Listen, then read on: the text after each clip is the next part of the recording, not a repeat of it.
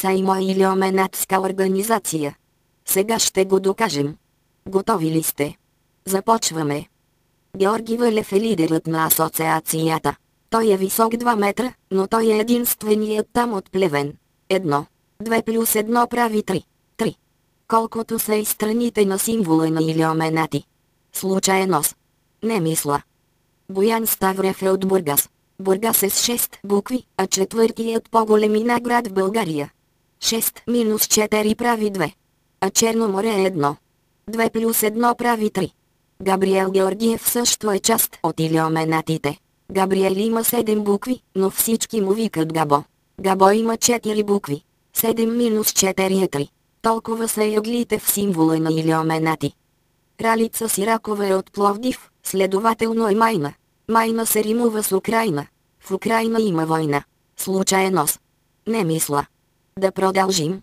Украйна е разделена на 2, а България е 1. 2 плюс 1 прави 3. Вече знаете с какво го свързваме.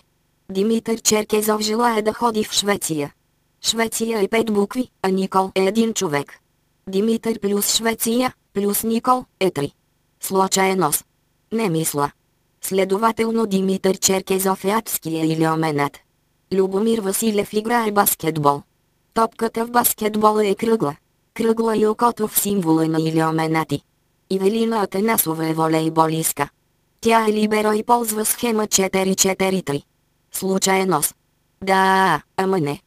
Анина Йовкова знае испански. Испанците откриват Америката. Аметиката е дома на Илиоематите. Нали знаете каква е Анина тогава? Любодренски е от Локо. Локо ще играе с Левски, собственикът на Локо беше Кокодинев, той има деца от фолк певици. Случайност. Не мисля. Диана Даматова иска да ходи в Америката. Там иска да работи. Така ще се прави, че не е Илиоменат, а всъщност ще бъде под прикритие. Под прикритие. Танцори трябват ли ти? Марина Маринова има инициали ме беше телевизия, която спряха, защото разкриваше Илиоменатите. Случайност. Не мисля. Мария Чинкова има сини очи. Син е и фонът на символа на Саймо.